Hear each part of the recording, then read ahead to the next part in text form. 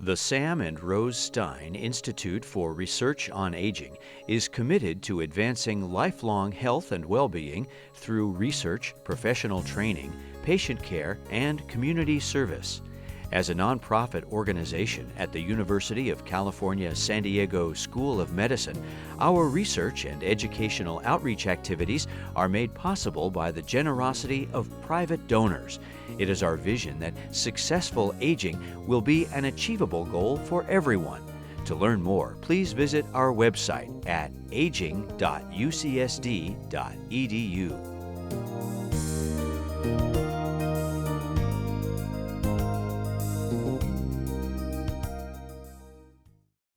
When I come to work every day, I think of why we come to work. Because to live at our peak physical, emotional, and intellectual performance, irrespective of age, gender, or health status, is a universal human aspiration and a human right. And that's why we all come to work, to meet this aspiration. But what is the end game? The end game is, I think, we all want to celebrate our 100th healthy year. And that's really the goal. And if you don't have that goal, make it a goal, because there is a lot more to life. Because when you live up to 100 years, 100 healthy years, then you have time for multiple acts. You can have your second act or third act. And when you have those acts, sometimes those acts are in the family. You can be great-grandfather. You will live with many people. You may even amend your relationships with some people you didn't like now.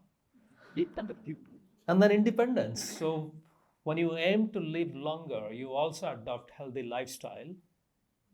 And that helps you to live independently. Live and finish at your own term, not at anyone else's term. And that's also important. And then by living longer, you can do what you're doing right now. You can engage with the community, you can give mentorship, you can volunteer, and you'll be the intergenerational glue. And in fact, when there is some crisis, we don't go to some teenagers to ask for help. We actually go for people who have lived through it and have survived it. So we look up to older adults as the North Star. So be a legend. So that's why we all should aspire to live a long, healthy life. But then the question is, why can't we live a long, healthy life? What's stopping us? And if we just take a moment and think about what are the things that actually limit our longevity or healthy lifespan, there are many diseases, and I put them into 4 different buckets. One is infectious diseases, and we all experienced a few years ago how terrible that can be. But on a daily basis, there are small infections here and there, and then sometimes we fall sick, we get pneumonia, we get something else. And metabolic and chronic disease, as we get older, we are at a high risk for diabetes, high cholesterol, and all of these that actually limit our physical performance and sometimes our emotional performance as well. And that leads to brain health condition. And in fact, nearly 85% of us will experience at least one episode of medically defined depression, anxiety, or some psychiatric condition in our lifetime.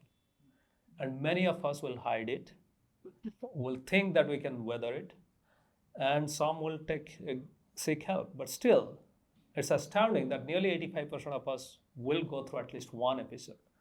And then injuries, I don't have to tell most of you because, I just crossed 50 and I realized that when I get injured, I don't heal that well. And almost all of us will live with our injuries. Sometimes it's back injury, sometimes it's knee injury, even joint injuries. And it becomes difficult as we get older. So that's why we are always looking for an ideal longevity plan. And the ideal longevity plan should help us to prevent disease, because we know that if you take all the top 10 highest grossing drugs in the United States, for every person they help, there are somewhere between 3 to 24 people who cannot benefit, who do not benefit from that drug. So that means when you fall sick, it's almost like a Russian roulette. And when you combine multiple drugs, then it has contraindication and other stuff. So that's why the best thing is to prevent disease. And then when you fall sick, the plan should also help you to accelerate cure. It's not that you should be taking, just imagine if you can take a drug only for 5 days versus 50 days, you'll go for 5 days. And then it should solve multiple health issues. We are always thinking about that magic pill that will solve everything, but we don't have anything. The only thing we have is Tylenol PM. And so it will cure your headache and maybe it will give you a good night's sleep and maybe reduce your fever. So beyond that, we don't have much. And then quick return to full function. Suppose say you fall, you break a leg or something, and your rehab should be faster. So you should have a plan that will also help you to come back to full play sooner. So then the question is there a plan? And I would say that yes, there is a plan. There is a daily plan that's actually written in our DNA. And when you think about 100 years, that's actually 36,500 days. So when you think about every single day, if we live every single day healthy, then that adds up ultimately to 36,500 days or 100 years. And this plan is already written in our DNA, and we call this the circadian rhythm, or literally it means the daily 24 hours rhythm. And when I look at circadian rhythm, I feel that's the best biomarker of whether you're healthy or not. Because when you think of circadian rhythm, the first thing that comes to your brain is sleep and wakefulness. For example, if you're lucky enough to have gone to bed around 10 o'clock, and if you're completely healthy and sound, then you may have uninterrupted 6 to 7 hours of sleep. So you were in bed for 8 hours and maybe you got 7 hours of sleep. And within the first couple of hours, you get what is your deepest sleep. And that's when the growth hormone spikes. And although the name is growth hormone, we actually need that growth hormone throughout our life, because every single day we damage nearly 1/10 to 1/15 of our cells. So that means our intestinal lining actually turns over every 15 days. Our skin turns over completely in every 15 days. And this growth hormone spike helps us to repair and rejuvenate at night. And then now there is new finding that when we sleep, our brain literally detoxifies. So that means there is this lymphatic system that takes all the toxins away from our brain and drains into our lymphatic system and ultimately to our bloodstream and out.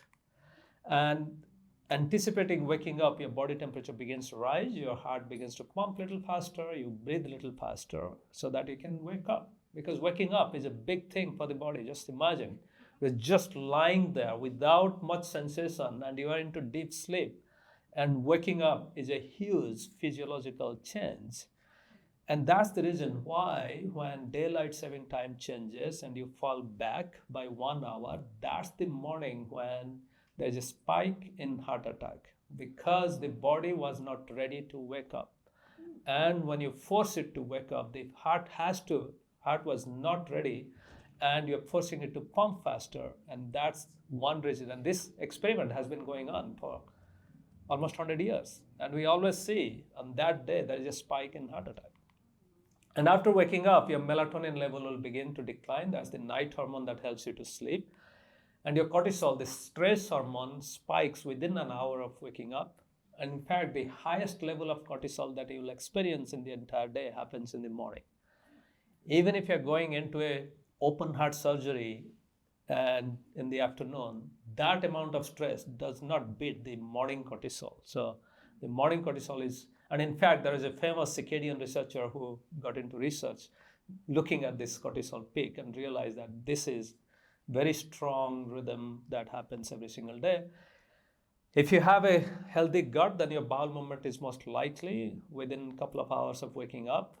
And your highest insulin sensitivity, that means your ability to digest and absorb nutrient from a carbohydrate-rich diet, is much better in the first half of the day until noon. And your alertness peaks around between, say, 12 to 2 o'clock. And maybe thank you for arranging my talk around 1 o'clock. Everybody is alert. And their muscle performance and joint performance actually peaks in late afternoon because your body has warmed up and muscles are flexible. And in fact, this is the time when we should be doing our exercise. And then hunger actually peaks in late afternoon. So it's not a big surprise that you feel hungry late afternoon. And then in the evening, melatonin rises and body cools down and you go back to sleep. And that's the healthy sign of circadian rhythm, and that healthy circadian rhythm is also the sign of good health.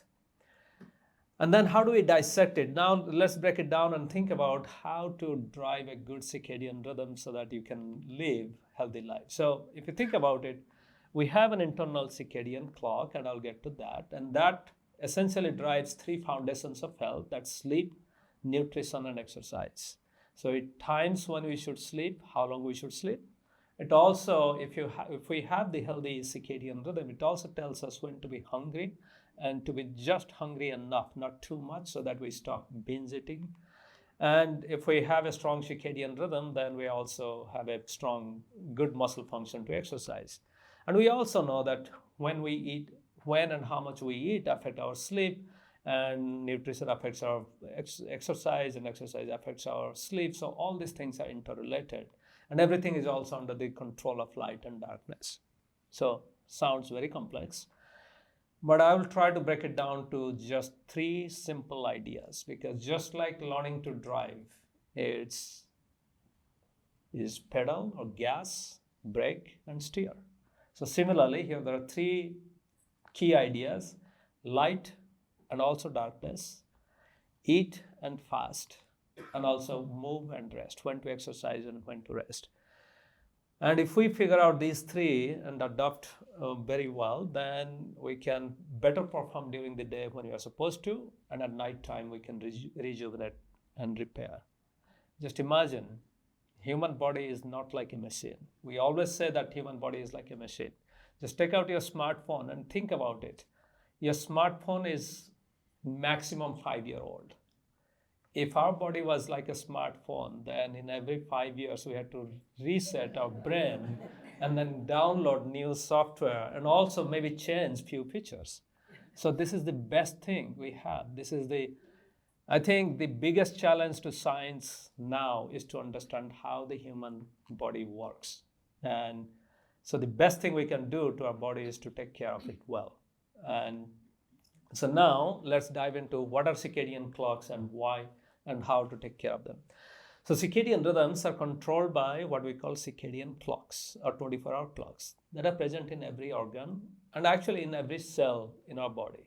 So as we all can imagine that there is a clock in our brain that tells us when to go to sleep, when to wake up. Every organ, every cell in our body also has its own clock. The brain's function is to act as a master conductor so that all these clocks work together so that we have much better rhythms in physiology, our hormone level, metabolism, when we digest and absorb nutrient, behavior or mental health, when we are calm and when we are upset, and even our gut microbiome.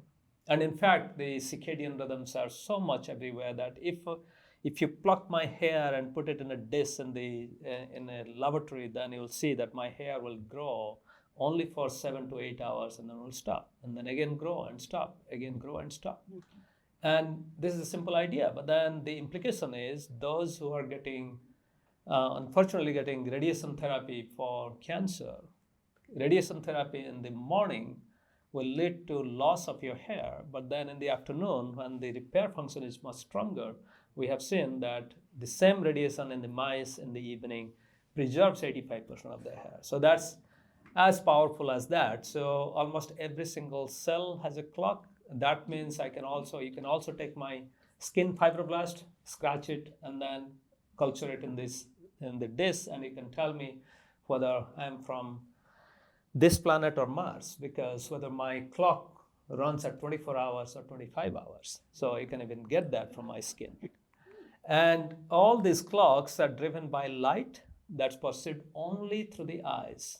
You might think that light can affect your skin and vitamin D, but none of that matters for clock. The only light that matters is the light that goes through the eyes. And I'll not talk about why you have a clock, but I'll give you some examples. So the function of the clock is to anticipate. So for example, I told you how before waking up, your body anticipates. So that's how you wake up. Similarly, if we have a regular breakfast time, before our breakfast, actually our pancreas, our gut, they get prepared, they secrete the right digestive juice, and so that's anticipating food the body prepares. And then synchronization and separation. So for example, your bowel movement and your sleep are separated because they're not compatible with each other. And when people break circadian rhythm or don't have a healthy circadian rhythm, or babies who are yet to develop circadian rhythm, that's when they mix up. And that's why babies can pass stool even in their sleep. So the function of the clock is to separate these incompatible processes and also synchronize them compatible processes. So for example, you should be hungry and you should be willing to exercise during the day. Just imagine in the night, if your muscle tone is much better, you will act on your dream and will start sleepwalking. So that's how we synchronize. Clocks help to synchronize. And repair and rejuvenation, this is the biggest thing that the clock does, and that's why we can repair ourselves. So during night time, almost every organ, every skin cell, everything repairs. Our cornea, our skin, our gut intestine, our intestinal lining, almost our entire body goes through repair and rejuvenation at night time, and this is mostly done by having a functional clock. I'll not go into detail, but then I'll give you one simple experiment that we did a long time ago, because we really wanted to know whether everything actually cycles and what is the proof. We cannot go and take samples from humans, and we wanted to see almost every single brain region, every single organ you can think of, what actually cycles, because maybe our digestive juice turns on and off in the pancreas at the right time, but what about our heart? Maybe there is something else that turns on and off. What about our brain that makes memory? So that's why a few years ago, we did a once-in-a-lifetime experiment. We went to Nairobi, where actually Jane Goodall trained in this institute, and we collected 12 baboons and their organs and tissues in every 2 hours over 24 hours. And we asked a simple question: is there a clock in every organ? And actually the answer is yes. So these are 64 different tissues and different brain regions, and everywhere you see there is a spike, so that means there are a certain number of genes that turn on and reach their peak and then turn off. And this is many of the genes turn on. So for example, here the genes are turning on in the late afternoon, and here the genes in the liver are turning on in the morning or in the late evening. So the bottom line is we found nearly 85% of the genome, or almost the entire genome in a baboon, which is non-human primate, has this circadian rhythm in a tissue-specific manner. So that means certain things turn on and off at some time in the muscle, some other genes turn on and off in the digestive system. So everything cycles. And in fact, this became the primer, and now people are finding that from human biopsy samples, almost many of the findings that we found in baboon now translate. So the bottom line is, yes, things cycle, but then the question is, what do they do? And this is a little bit more biological, but if we map what those genes do in different organs, then we find almost every simple cellular process that makes every cell to be healthy, that are clock regulators. So for example, our mitochondria makes energy, but when they make energy, they also damage themselves. And the clock repairs this damaged mitochondria. So similarly, and if you think about it, defect in one or more of these processes lead to one or more of the disease. Almost every human disease, we can boil them down to one or more of these processes that go bad. And having a strong circadian clock fixes it.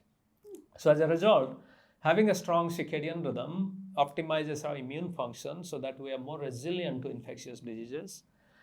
It optimizes repair. For example, our bones actually recycle every single day. So our osteoclasts, the one that chew up some bones and that make some bones, they also cycle, and our muscles also cycle. So our repair function is much better.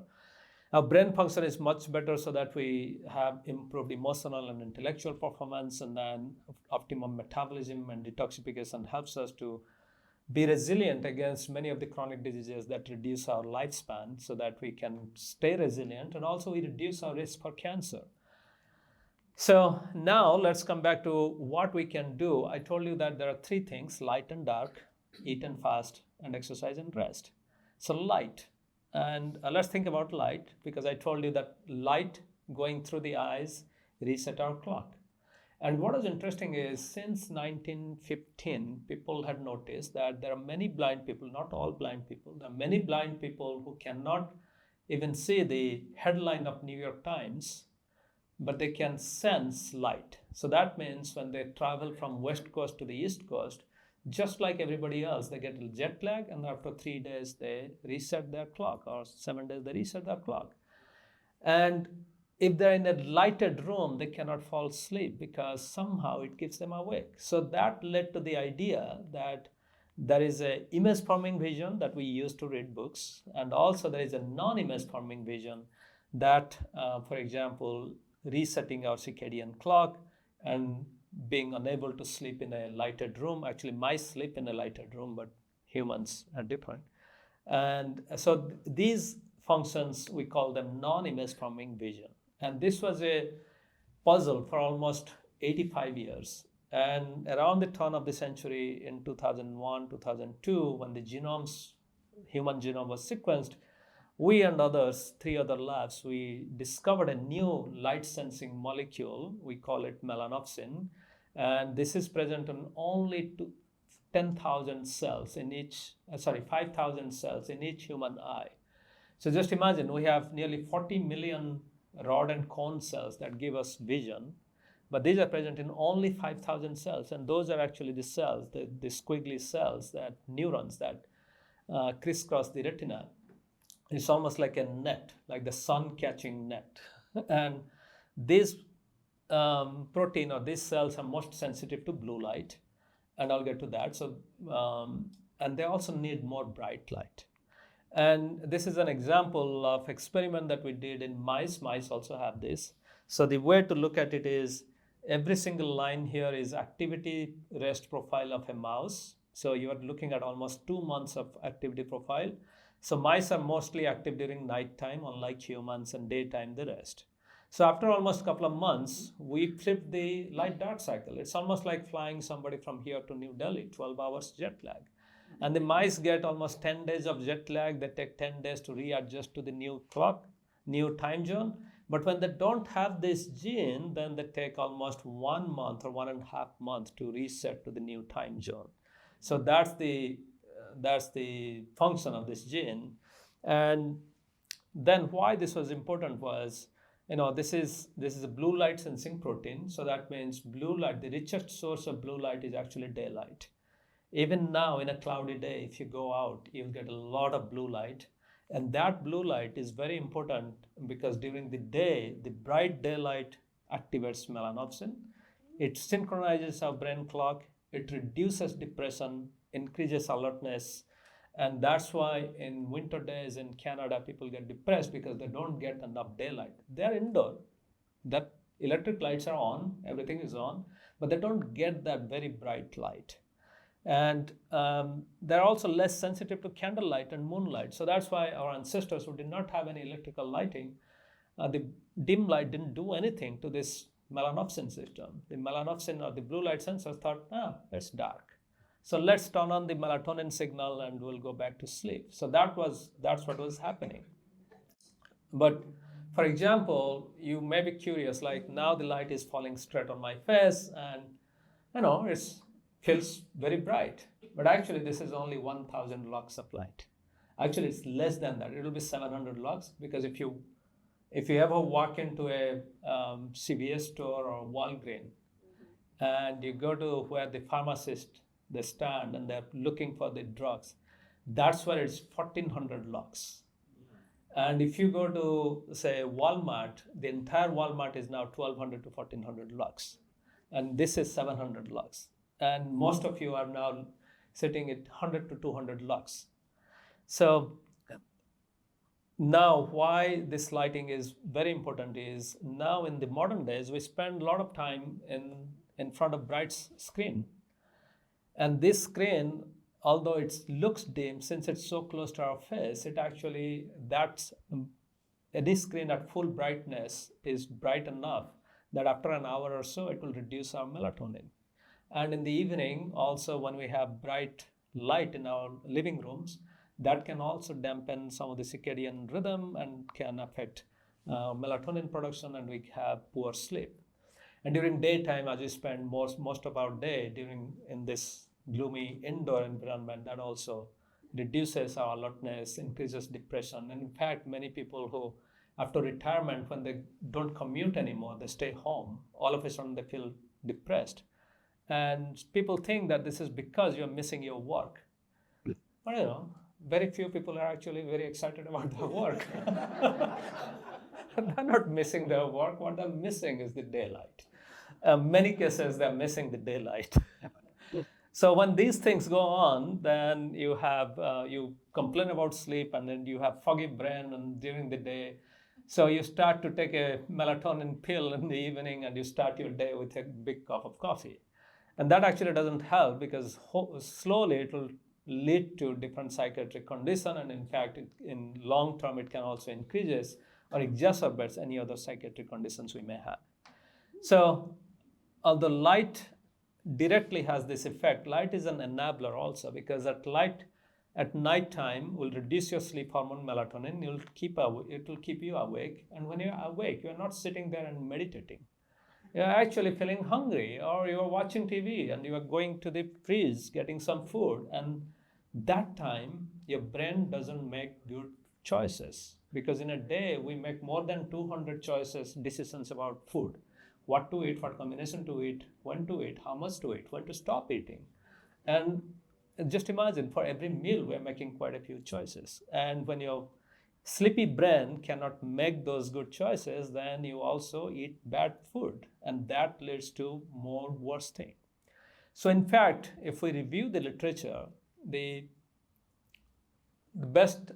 of the best and worst thing we have in society are shift workers, night shift workers. Without them, the modern society will be impossible. Just imagine the doctors who say, no, they will just work 9 to 5. Or firefighters or bakers. But what we did was we went through last 50 years of data, and we asked what happens when just 2 or 3 nights of sleep disruption. Then nothing bad happens, but there is mood swing, people are more irritable. And in fact, I say that just make it a point that 1 hour before going to bed and 1 hour after waking up, don't pick up an argument. Just say, yes, you are right, or talk about it. Because your brain really doesn't work that well. And if it continues, this sleep disruption or shift work like lifestyle, if it continues, then it increases risk for many, many diseases. And in fact, we can take even experimental mice, put them in sleep disrupted condition, and we can see how their risk for many of the diseases go up. And our field of circadian rhythm, we essentially think about how to train our circadian clock. That's mostly I'll talk about. And talking the drugs, nearly 85% of drugs that you're taking, they have an optimum time when taken at that time, then the drug works the best with least side effect. And the best examples are from 80s and 90s, showing that many of the breast cancer chemotherapy drugs work much better if taken in the morning, and some other breast cancer chemo drugs taken in the afternoon work better. And now that list is growing. But the challenge is in medicine, it's really hard to put all the patients in morning or all the patients in the afternoon. So the logistical challenge is the biggest drawback here. Okay, so what are the modern lifestyles that cause circadian rhythm disruption? One is shift work, and according to International Labour Organization, staying awake for more than 2 hours and engaging in some kind of work between 10 p.m. and 5 a.m. for 15 nights a year. So that means almost all of you are shift worker here. And almost all college students, high school students are shift worker. Everybody who has even all doctors, nurses, of course, and many of us actually live the lifestyle of a shift worker. The reason why 50 nights a year or one night every week is when you stay awake for 2 hours, then it takes your body 2 to 3 days to reset to your own circadian rhythm. So that's why you lose almost half of the week, just trying, your body is trying to catch up. The second is social jet lag. If you are socializing at least once a night, and actually this is a big issue in India, where people actually spend a lot of time socializing and staying up till midnight and eating and having fun. But actually that's almost like shift work. And then of course jet lag, who are traveling a lot. And then second-hand shift work. There are many shift workers whose family members who want to stay awake or wake up early to give company, and they're also suffering from this. So now that brings to what can we do? We started with light. Then the question is, what can we do with light? How much light is healthy? And this is the question I always get. Lighting to treat depression, seasonal affective disorders, and ADHD, all of this is around 10,000 lux of light for 1 hour. So 10,000 lux is, if you just walk outdoor today with cloud cover, that's 10,000 lux. If you're in San Diego and if it's a bright day, that's 150 to 200,000 lux. So you don't have to sit under the sun to get your 10,000 lux. You can be under a canopy, you can be under a shade, you can be under a tree, you get that 10,000 lux. But an average person who doesn't suffer from any of these, but actually it's better to get that 10,000 lux. If you can't, at least 1,000 lux, which will be actually not even the front row there, a little bit closer to the large window. If you see it, if you have a chair within 1 yard from a large window, then you get roughly 1,000 lux of light. And in the evening, you should actually dim down your light to less than 20 lux, and ideally with no red light, no blue light, and then use table lamp and other stuff. And then your phone, there is also night shift and night light feature. And this simple discovery that blue light affects our mood during the day and avoiding blue light is good for us at night is changing the lighting industry. Just imagine, for 200,000 years, we controlled fire and we lighted up our house, but mostly for safety. We never thought about how light can be used to improve health. And now thinking about dim light, so this has revolutionized now lighting industry. There are many lights coming up with that is called circadian lighting, human-centric lighting, lighting that will dim down and brighten up. And I thought I should just bring one example of this light. So here is this is the act, my second act. Okay. So this looks like a very simple light bulb, but there is a special light bulb inside. You click it once, it's a very dim red light. Since it's very bright, you don't see it. And this is the kind of light in the night. Suppose say you get up, you want to go to the bathroom, you turn it on, and it's actually red. And it doesn't have any blue light. And I actually use it. You pull it again.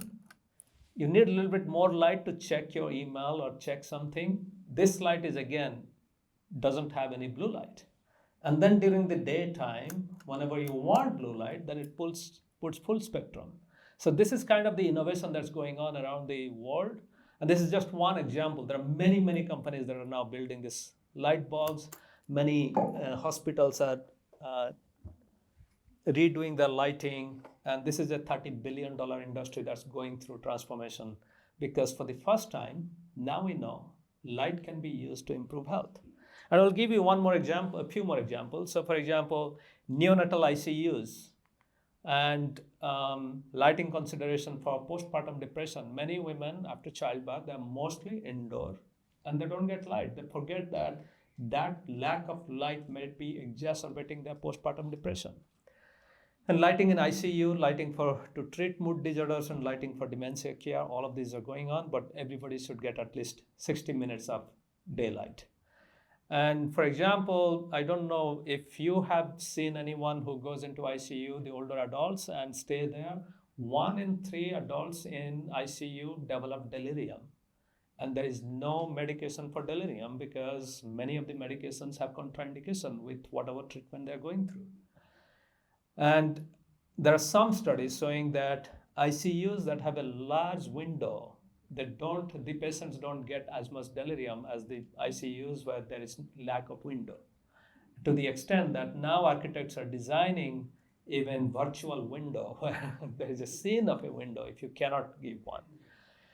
But the best example of light dark comes from babies. We think that babies don't have circadian rhythm, but actually they do. They have it in stealth mode because when the premature babies are born, they're put into neonatal ICU where the lighting is mostly constant in most of the hospitals. And these babies stay there for weeks sometimes before they can grow and come back home. And there was one experiment done in Mexico City where the doctors decided to randomize these premature babies born before 32 weeks into two groups. One group got constant light as everybody gets, and then the other group, they just dim down the light at night. They're not even turning down, they were just dimming down to 20 lux.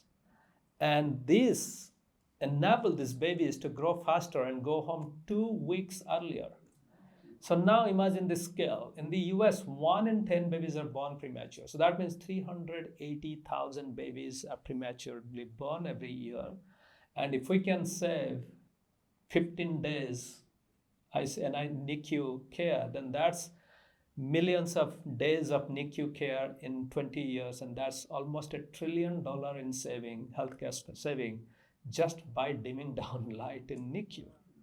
But this stuff is not done in the US now because no pediatrician wants to take the risk of dimming down the light, because if the baby has any adverse side anything, then the parents will sue. And we actually tried this, and this is the unfortunate thing. But slowly, I think it will catch up in the rest of the world, and then we'll change our practice. So this is one example. And then you might be thinking, well, we live in San Diego, we get enough light. But actually, we do studies with many people. They wear these light sensors that I'm wearing and then previous versions of it. And what we find is, in general, 50% of adults living in San Diego get less than 1 hour of bright light in a day. So this is not that. So what happens, even I wore the light sensor, and what I realized is the only time I was getting exposure to light when I was driving from home to Salk and Salk to home. But unfortunately, I was also wearing sunglasses, so I was not getting light. So I stopped wearing sunglasses because inside a car, you don't get UV light. So it's not going to make your skin wrinkle, but actually you do get 5 to 10,000 lux of light. So that's about light. And then let's go to time-restricted eating, or when to eat and when to fast. And so many years ago, what we discovered is, just like if your best friend shows up to your home at 2 o'clock every morning for 4 or 5 nights, that person will not be your best friend anymore. So that means healthy food at the wrong time can be junk. And so that's what we found, that all the light resets the brain clock, the food resets the rest of our clock. The rest of our body, and even more than half of our brain, tracks when we eat. And when we eat at the wrong time, it disrupts our circadian rhythm, and we get into a lot of different diseases.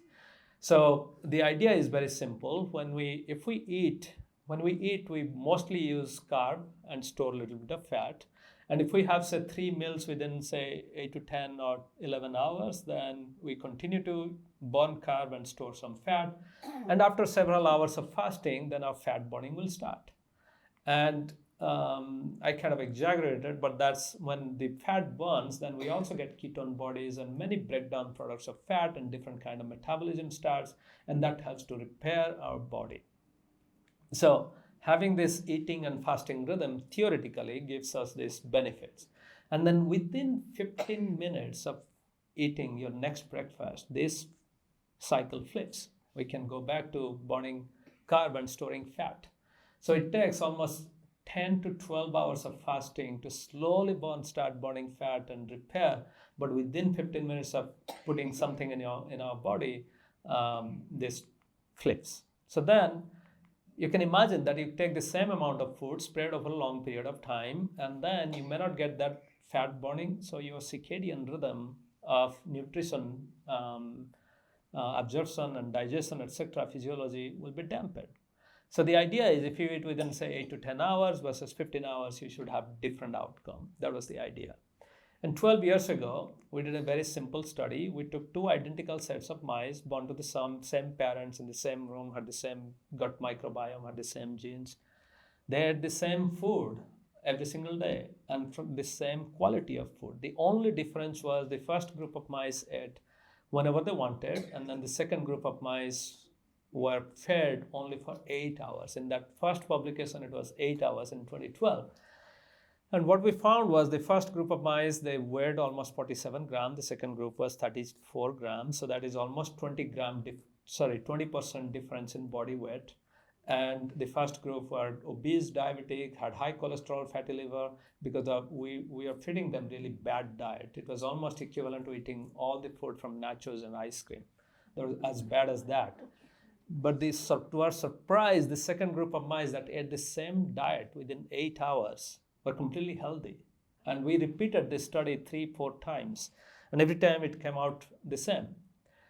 And then in our second experiment, we took these fat mice and then we put them on what we call time-restricted feeding, which is now popular as intermittent fasting, and they would improve their health.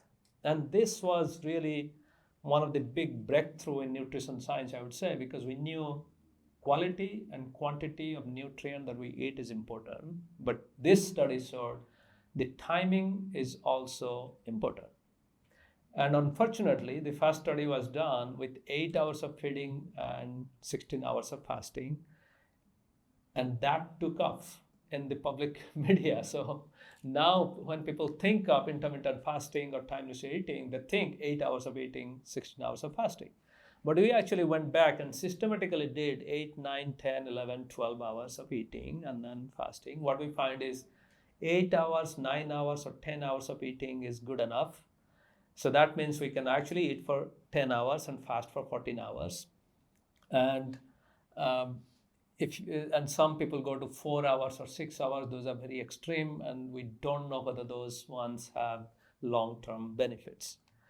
So now coming back to now over the last 15 years, there are many studies showing many benefits in mice, and I'll get to that. And then we are trying to figure out, can all of these benefits be translated to humans? But before that, we wanted to know when people eat.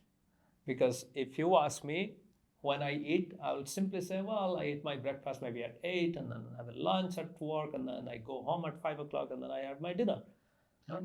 And I won't talk about the late night snacks or nightcap or anything. I won't talk about any snacks because those we usually ignore.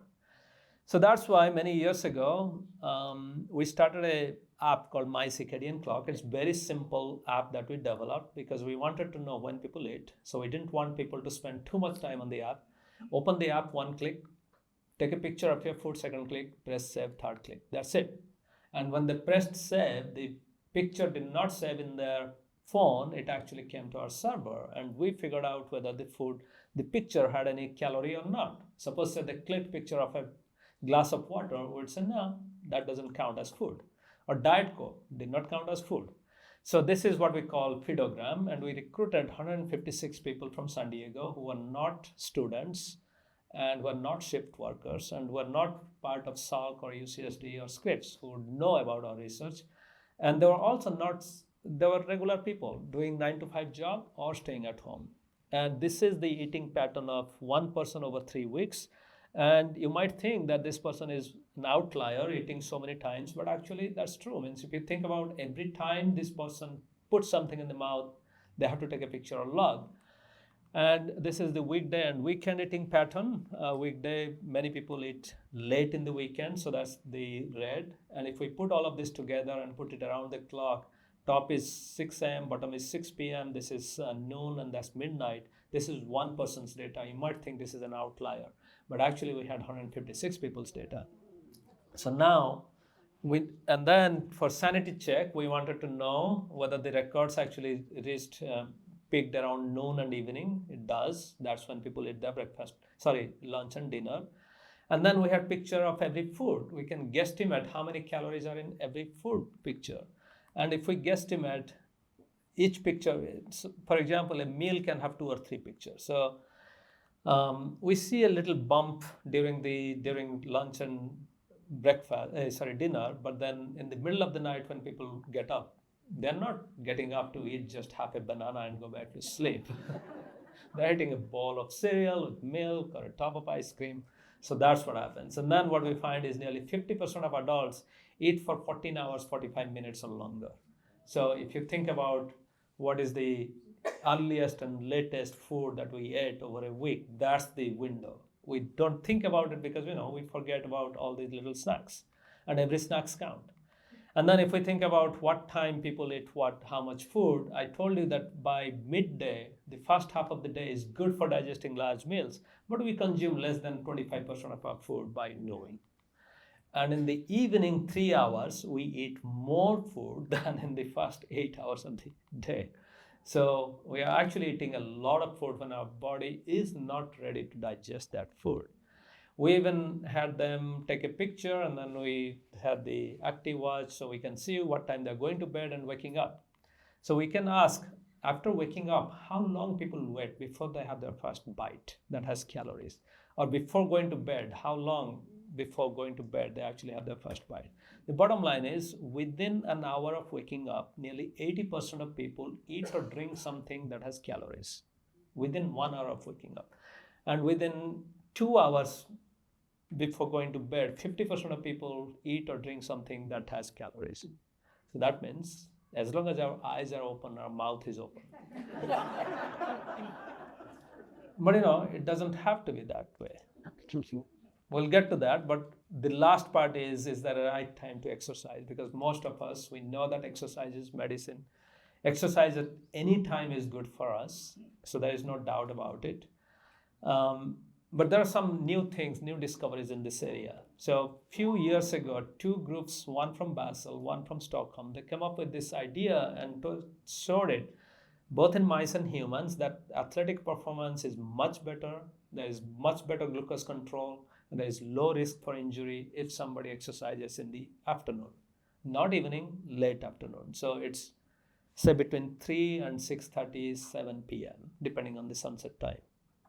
And then there was another group that came out just recently showing that people who exercise late in the evening, after dinner, for example, you're going to the gym, lifting weight or doing exhaustive exercise, then that affects your sleep. You cannot sleep well. So the bottom line is, exercise whenever you can, but if you have room to improve, then it's better to exercise late in the afternoon. So now I have told you a lot of different things. Then how to put all of this together? How should be your ideal circadian day? And so in all of our studies, we advise that people should set aside a consistent 8 hours bedtime. It's not you have to sleep for 8 hours. This is your 8 hours quiet time when you go to bed, so that you can sleep at least for 6 to 7 hours. Good if you can sleep even more than that. And then after waking up, avoid eating for at least 1 hour after waking up, because that's when your melatonin is still halfway down and your cortisol is peaking, and both of these hormones are bad for our metabolism. So that's why avoid eating for at least 1 hour. In most of our studies, what we see is people wait for 1.5 to 2.5 hours even. And then choose a consistent eating time. In most of our studies, we ask people to eat within 10 hours, not 8, because 8 is difficult. And sometimes when you eat within 8 hours, you may reduce your energy intake, you may eat less. And so 10 is ideal. And then you can go up to 11 or maximum 12, but not beyond 12 hours. Because if you go beyond 12 hours, then you are eating very close to your bedtime. And that's bad for your blood glucose control and also bad for your sleep. And also no bright light for 3 hours before bedtime, because if you dim down the light, then that drives your melatonin release automatically. And during daytime, if you can, daytime activity, and you can combine it with daylight, so late afternoon walk, brisk walk or outdoor exercise is the best. So we have done quite a few studies. I will not go into detail. So the first study we did was almost 10 years ago in 2015. And that's the time when we thought, well, people are eating for 15 hours. Can they actually choose a 10-hour window and stick to it? Because, there are many discoveries. People will say, well, avocado a day will keep your heart healthy. Can people eat one avocado every single day? So as scientists, we got to ask that question. So we had only 8 people. This is the eating window in red, and then the self-selected eating window, that's in blue. And they had to do it for 16 weeks. And then they lost a modest amount of body weight. They are not obese, they're overweight. And then after 1 year, they still maintain that body weight. So that was really exciting. And when we asked them, why did you keep to this schedule? What is the benefit on a day-to-day basis? They said they were more energetic in the morning and they slept much better at night. And those are the two things that drove them to adopt this, what is now popular as intermittent fasting. And everything else falls into place, because if you sleep better and if you're more energetic, and your mood is better, and when people eat within 10 hours, they also improve their diet quality, because they don't have enough time to drink in the late afternoon, late evening. And the dessert intake also goes down. The breakfast quality improves. So a lot of indirect benefits happen. So I've gone to many other studies, and I'll not list up all of them. The other one was metabolic syndrome, when people have high blood pressure, high blood sugar, high cholesterol, or obesity. And what we found was, even though they were already taking medication, they can combine 10-hour eating, and that improved their weight, subjective sleep satisfaction, blood pressure, and cholesterol. So that was only with 19 people, but we expanded. Now we have completed now a randomized controlled trial with 100 plus people. Then we asked whether San Diego firefighters who are doing 24-hour shift, can they do 10 hours eating? And this was a risky trial, because 75 firefighters were selecting 10 hours and eating, even on the day they were on the job. And the risk was whether they will respond late to 911 call. And the good thing is they liked it, they loved it. Those who were healthy, they continued to be healthy. And those who had high blood pressure, sugar, or LDL cholesterol, they improved their health. And this is the last study with metabolic syndrome. And what we found was, and I'll give you one example. This is an example of a person who was getting up around 5 o'clock, 5:30, had his breakfast, going to work, and then had one meal, lunch there, and then in the evening would come back and eat dinner before 7 p.m. And everything looked fine, but was actually eating within a long window. So we asked this person to delay the breakfast, take breakfast to work. So now he was eating within a 10 hours window. And the orange is the 24 hours blood glucose measured by continuous glucose monitoring at baseline or before this intervention. And you can see most of the time the blood sugar was above 125. So technically he was a type 2 diabetic. And after just 12 weeks, his blood glucose almost normalized. His fasting blood glucose became 85. This was done with UCSD cardiology department. So we have quite a few examples like this. And then just recently we did a study that we never thought would work. So many people who had COVID, the post-COVID, 1/3 of post-COVID patients actually have a syndrome called POTS. The bottom line is, these people, when they stand up, the heart rate goes up by 30 points or more. So they cannot walk, they cannot take stairs, and many of them cannot keep a regular job. And when we asked them to do this 10 hours timeless eating, and this was a really, we never thought that this would work, only because of Pam Taub, who is the cardiac rehab director in UCSD. She pushed through this, and then we had 20 POTS patients, and we found nearly half of them improved their POTS to the extent that they are no longer diagnosed as POTS patients, because when they stand up, their heart rate is not going up by 30 points. So this is exciting. It just came out, and we are applying for a randomized control trial with larger study.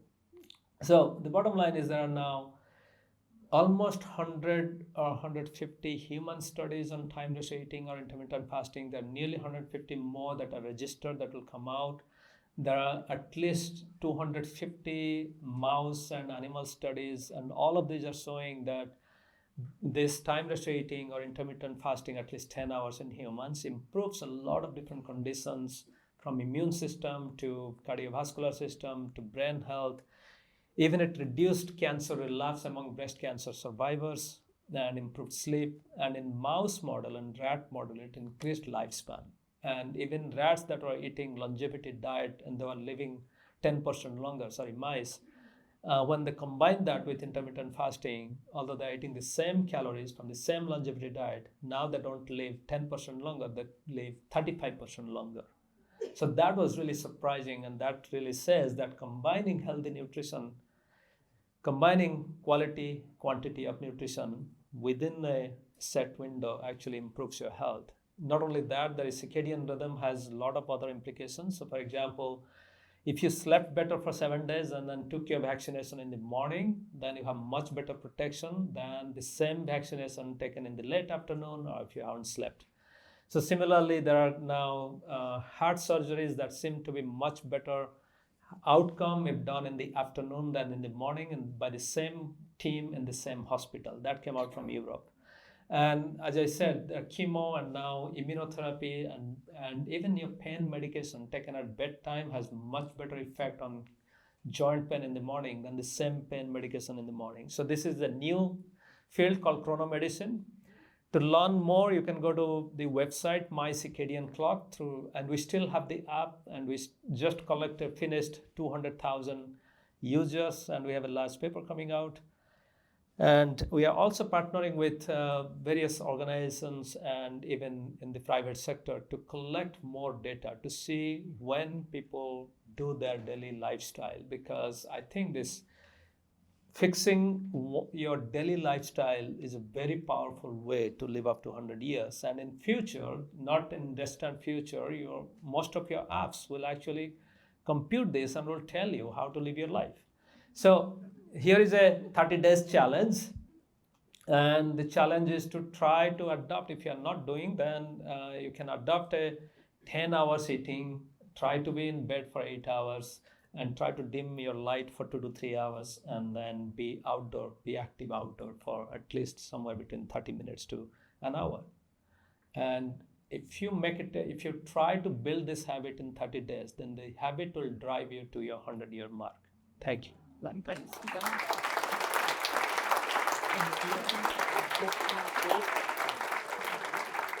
then, if you want more, then I wrote a book. So a lot of this is in the book. Thank you. So we have a lot of questions. Are you ready? I have so many myself. Now, this question didn't come from me, but I'm going to start with it because I love it. Does coffee count in starting our 10-hour window? Yeah, so this always comes up. So in the morning, you ask yourself, why do you need that cup of coffee immediately within an hour of waking up? And usually, there are a few answers. Two are physiological. One is people think that they are not fully awake without coffee. So which tells you that you need more sleep. Okay? So if you are waking up, say after 6 hours or 7 hours, or maybe you actually need 9 hours of sleep, but you are getting only 7 hours. So that's one reason why you got to ask yourself why. And then the second one that most people don't tell, but we are slowly learning, is people need that coffee for that bowel movement. And then the question is, well, is that coffee or is it warm water? Some warm liquid that will kickstart your bowel movement. Because in the old days, people used to get up, and our hunter-gatherers and farmers, they used to go be active. They will go take care of the animals or do something. That movement will warm up their body for the bowel movement. We don't have that. So try to see whether it's warm water or coffee. Yeah. Then people who work night shift, so for example, our firefighters, they said there is no way we can stop coffee because it's a public safety, because we don't want them to drive sleepy. And then the other factor is if your job depends on it. If you're working, no one is working here in the TV station or in places where you have to go to your job at 4 o'clock and you have to be awake in front of a TV. So, and then the last reason why you should have your coffee is if it is the only love in your life and you cannot part with it. There's no way I'm giving that up. So if the idea is delay it a little bit, how long do you recommend delaying it? Yeah, just like so. One more thing about black coffee means many people I hear they try black coffee, and coffee comes in many strength, many composition. You don't have even control over what you're drinking. What I have seen personally, although there is not much research, is some people after many years of drinking morning black coffee in empty stomach will may develop acid reflux. So just be mindful, think about that. So if you can delay, means if you can have your coffee with breakfast, that's best. And in fact, in Turkish language, breakfast literally means the food before coffee, because you cannot drink that thick Turkish coffee in empty stomach. Okay. How about with the change of light, of length of day? So when we have the different changes 2 times a year, what do you recommend? What are you noticing around those times? So Yeah, so all the scientists, circadian rhythm scientists and sleep scientists, they actually there's a lot of studies showing that if we stick to standard time, then it's much better. But then there is a lot of debate depending on where you live. In northern latitude, people don't like the standard time. So there is a lot of debate going on. But what is clear is this time shift actually harms our health, particularly when we fall back. That's the morning when we see, and almost every hospital has recorded spike in heart attack and spike in accidents by teenagers. All of these things happen. And if you think about it, and people have also done research to see what happens when our our actual clock noon time is synchronized with the sun at the top. And the bottom line is, yes, we are much better. Our health is much better. Our cognitive function is much better when we are aligned. And that comes from the standard time. So, but anyways, this is a political issue, and then some people will like it, some people don't like it. And bottom line is, when it comes to that time change, particularly fall back, just don't try to wake up an hour early. Since you have the freedom, many of you have the freedom to sleep in, try to sleep in. okay, that's great. One fascinating takeaway point I had is the time of day can impact your results with, say, radiation treatment, chemotherapy, and even the medications that you take. Yeah. I think there's many of us here that want to better understand that. And should we be thinking about that in terms of when we're taking our medications? Yeah, so that's a great area. That's we call it chronomedicine, and that started with in 80s when there are two very powerful publications came out, very impactful publications came out in really prestigious journal like Science, showing the chemotherapies. Some chemos for breast cancer work much better in the morning, some in the afternoon. And in the intervening years, there are a lot of other studies showing different medications work better. And one is your pain medication for arthritis pain, which, although the pain is, people feel more stiffness and pain in the morning, the medication taken at bedtime is much more effective. And that led to new formulation where the medication actually slowly releases. So you take it at bedtime and then it releases towards morning and the pain is better controlled. Um, then there are some diabetes medications that seem to work at a lower dose if it's taken during the morning than in the afternoon. But the problem is some of the diabetes medications can also make you to go to the bathroom too many times. So that's why doctors don't recommend it to. So there are all these practical issues that are preventing the adoption, but slowly we think slowly the tide will turn and then people will adopt, or the pharmaceutical companies will come up with better dosing timing, because right now the dosing time is based on convenience. People take their pills either in the morning or in the evening.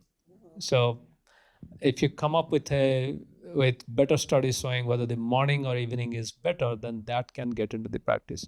And for pharma, it's also gives them an edge. So for example, if a medication is better taken in the evening, but in the clinical trial they recommend it in the morning, that may not work. They may fail in the clinical trial. So they're also trying to understand what timing works better. So we hope that this will affect almost most of the medications that we take. That's fascinating. Okay, what about cultures that tend to eat relatively late? So if you go to Europe, say, or other countries, right? They're eating really late. What does your research show, or what can you say about that? So yeah, people always bring up the example of Spain, and so there are two things that are happening there. So most of the time, you're going to Spain, you're going to big cities. Have you actually gone to a small village in Spain? They don't actually eat that late. It's only in the cities for the tourists. Many restaurants stay open later in the night. The second and more technical political issue is if you look in the map, Spain and England are in the same longitude. But why is Spain 1 hour delayed? So when it is 6 p.m. in London, it's actually 7 p.m. in Spain. So that means technically it should be 6 p.m. So when people say that in Spain people eat their dinner at 9 p.m., according to our circadian rhythm and position of the sun, they're actually eating their dinner at 8 p.m., not at 9. So this is a technical glitch about timing in Spain. And but there is also studies showing that in Spain, people who eat their dinner after 9 p.m. are at a higher risk for breast cancer and prostate cancer. Men for prostate cancer and women for breast cancer. Wow. Yeah. So there is a large study that came out from Spain. Wow. Okay. Okay, so we shouldn't be eating too late. No. Okay. Talk about sleeping more than 8 hours. Is sleeping more than 8 hours okay, good, or bad? And what about taking naps? What can you say about that? Yeah, so there was a long debate about whether one should sleep long, many hours. So that was based on epidemiological data when people are asked how many hours you slept or you typically sleep, and then they looked at their morbidity or what disease they have. And typically people found that those who are sleeping more also had some disease. So they thought that sleeping more leads to disease without thinking that people who are tired and going through some treatment, maybe they need more sleep. So that has been now questioned. So now the answer is, well, try to sleep as much as your body needs, but that doesn't mean that you should actually stop exercising and sleep. And for taking nap, we humans are not fully day active or diurnal. We call ourselves crepuscular. So that means we're designed to be more active at dawn and dusk. And actually, our sleep pressure goes up right after our lunch. So that's why we're designed to take a nap. So it's good for us. Or at least we're designed to be taking a nap. Oh, okay, everybody, go home and take your naps. Dr. Panda says it's okay. So that one is difficult because you don't want to take a long nap so that it affects your nighttime sleep, and then it has to be earlier in the afternoon. You should not be napping close to say sunset time. Then that pushes. And how long is a very tricky question because some people they nap for 20 minutes, some nap for 45, and in our household even somebody naps for 45, somebody needs 1.5 hours. So it's we still don't understand how much nap a person needs, but what we think is whatever that person needs, they will figure out what it is. Okay. Can you speak a little bit about the light bulbs that you demonstrated here? There's a lot of curiosity in the room about it. Want to better understand it, and how can we access those? Are they on the market now, or is it still being tested? Where are we at with that? Yeah, so there must be some. So these are the light bulbs that somebody sent me from Europe, and the same company is now redoing the light bulbs and lighting in ICUs in Europe.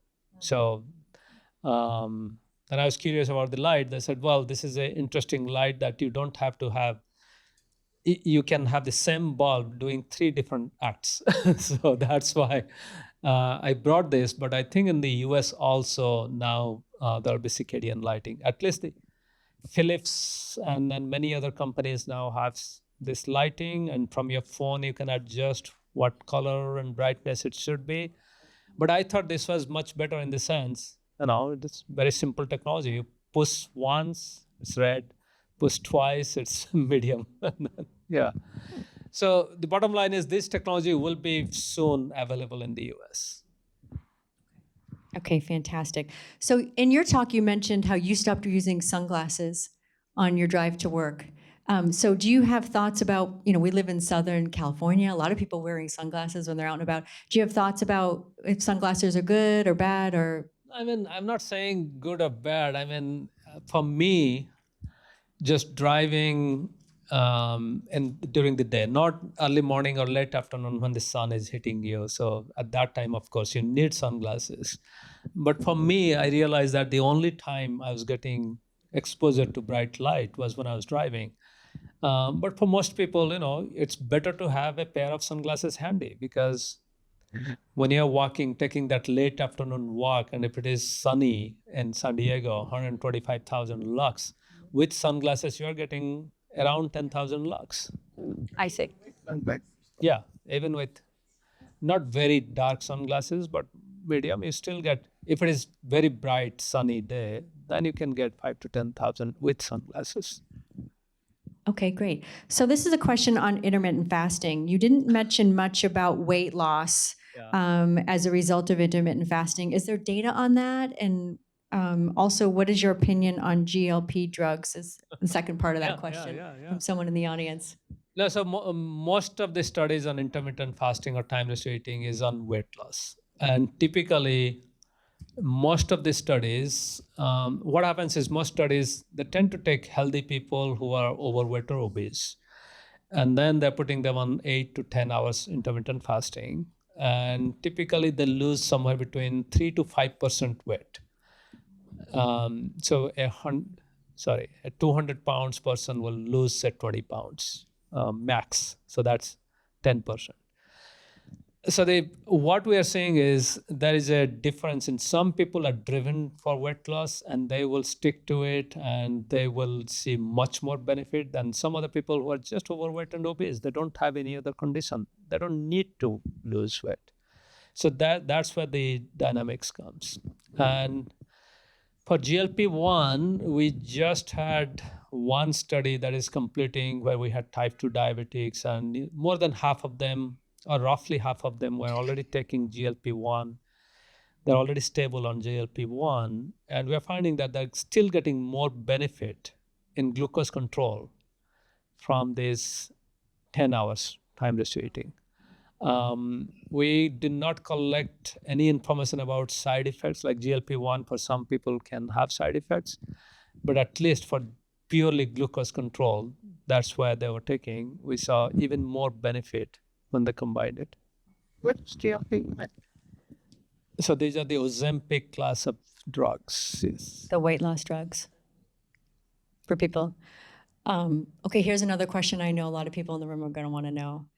Does alcohol impact circadian rhythms?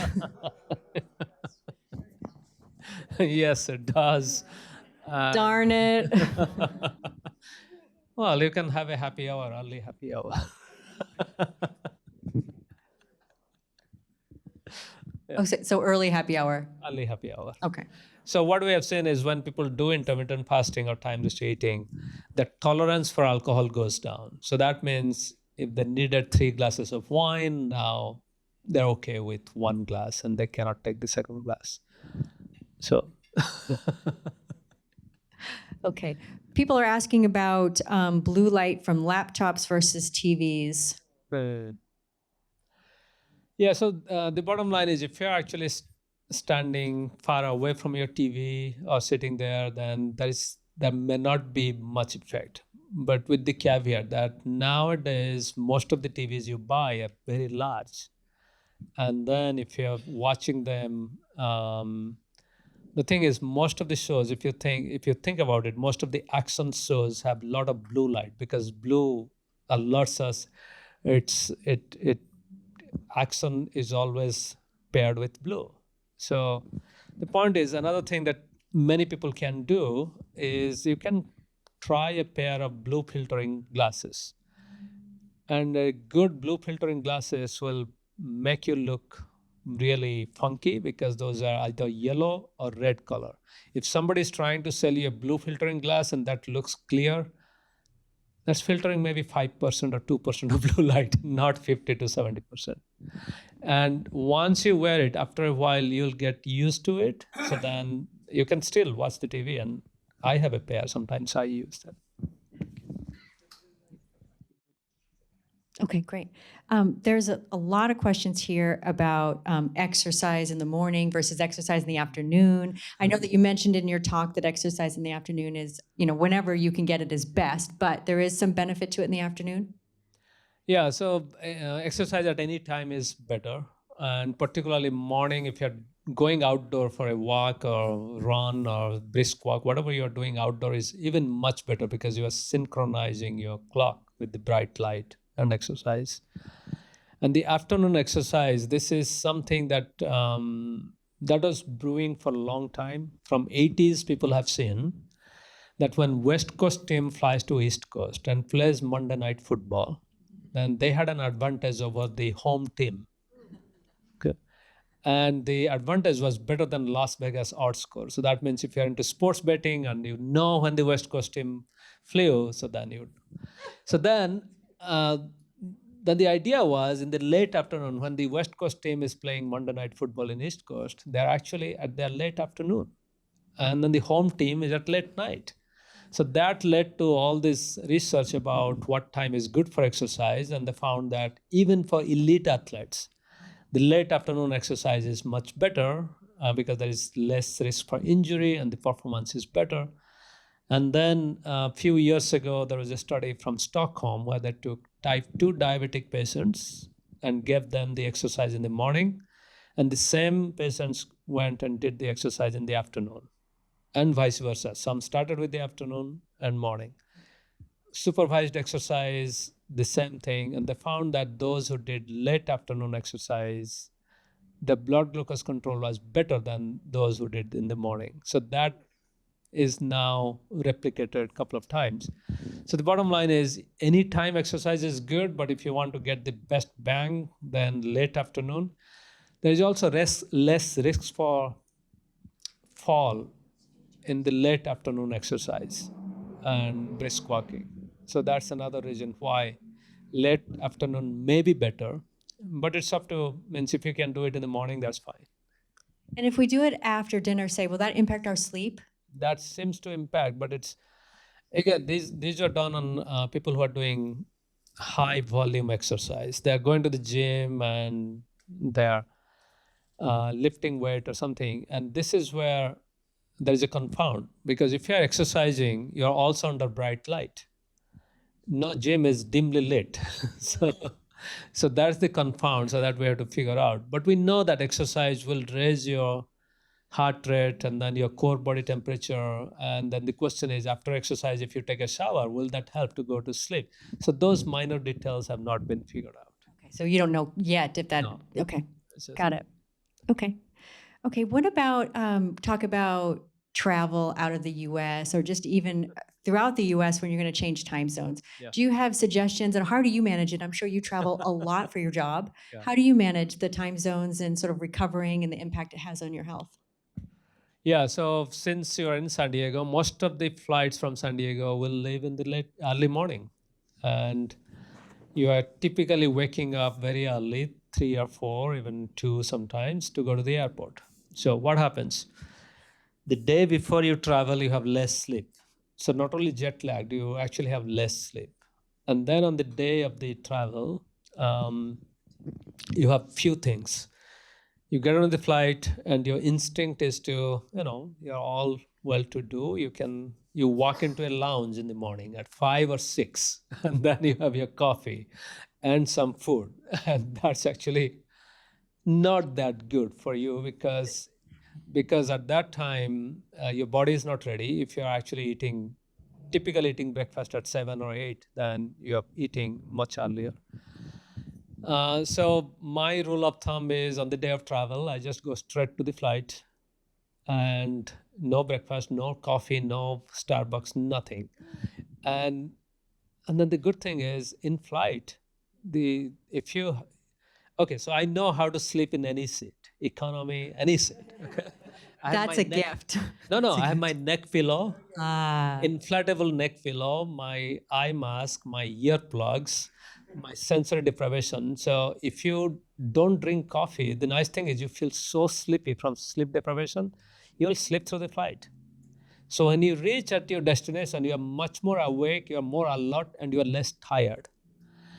And then wherever you're flying, another thing that happens is flying is subjecting your body to a lot of vibration. Just imagine all the vibration that happens. And you are flying at in a cabin that's pressurized to 15,000 feet. So that means you're almost living in aspen and low oxygen.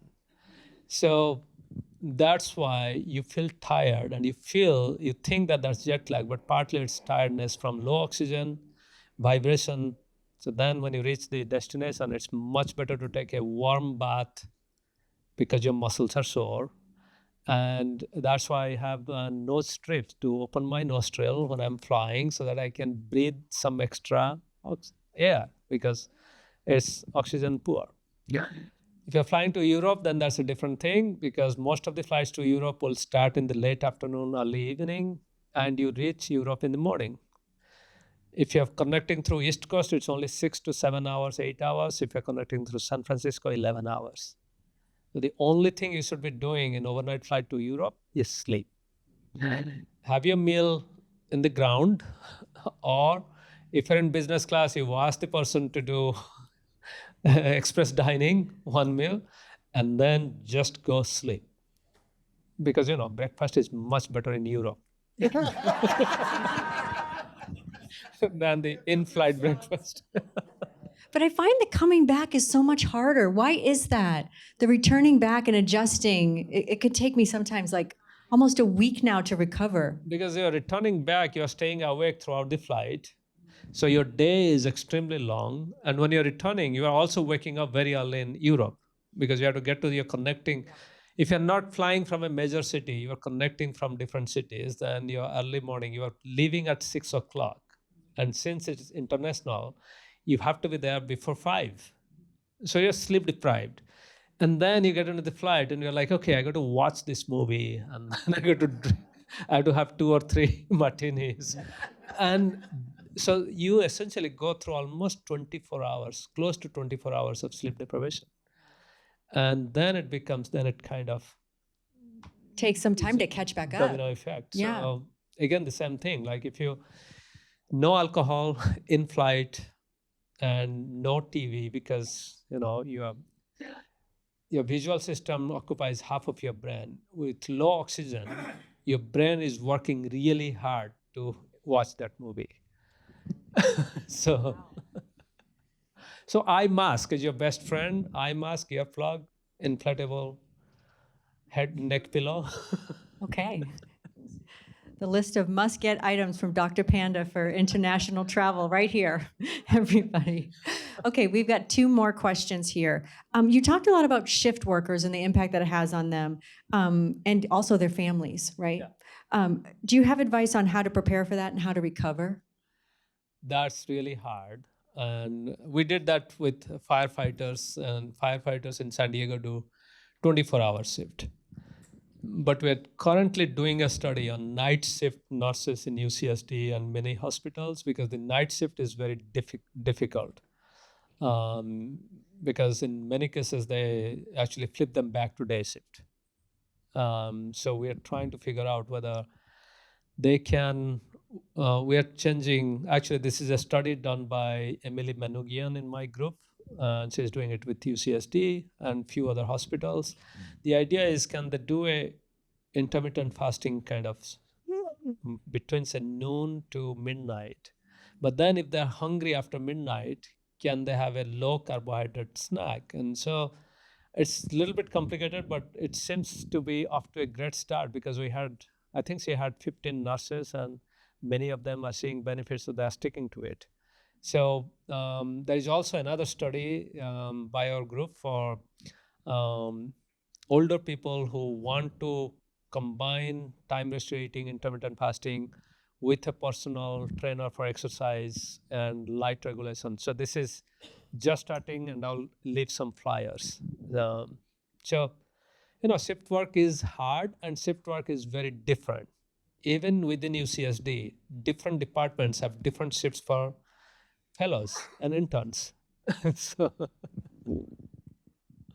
Okay, so I have a couple of these questions that have come in about, you mentioned how we want to sort of reduce our light a few hours before we're getting ready for bed, right? Many people watch TV before bed. What are your thoughts about the light from a television?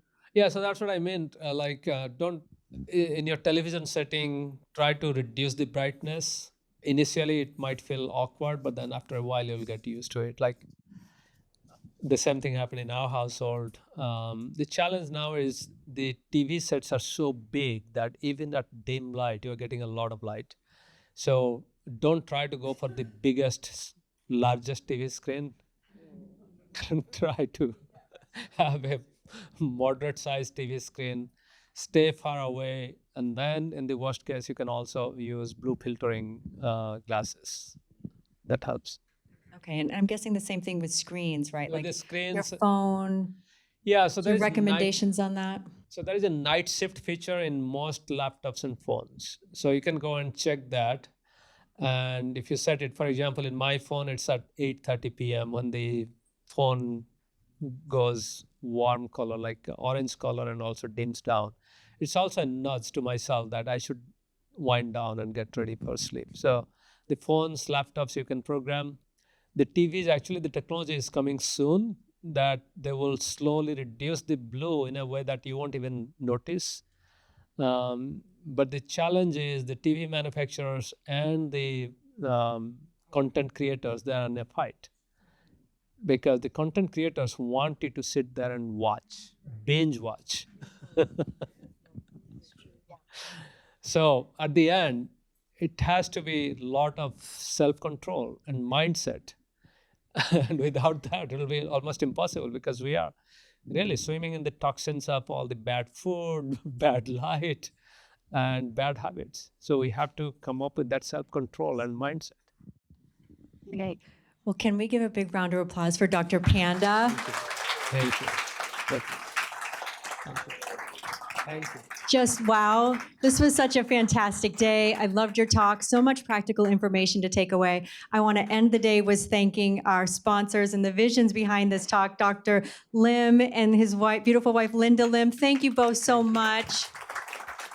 Without their vision, we wouldn't be doing this talk today. And lastly, if you want to learn more about the Stein Institute, what we do, all the talks we have, and the exciting research we have going on, you can find us at aging.ucsd.edu. So with that, thanks you all for being here today, and thanks, Dr. Panda. Thank you.